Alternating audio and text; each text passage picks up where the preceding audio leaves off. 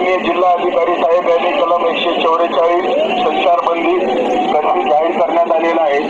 त्यामुळे कोणीही रोडवर 5 पेक्षा जास्ती एकत्र जमणार नाही अशी बंदी आहे। त्यामुळे सर्वांनी प्रशासनाला सहकार्य करावे, आपापल्या घरी निघून जावे, कायद्याचे पालन करावे। कायदा हातात घेऊन कोणत्याही सार्वजनिक मालमत्तेचे नुकसान करू नका। पोलीस प्रशासनातर्फे सर्वांना विनंती आहे, सर्वांनी आपापल्या घरी निघून जावे।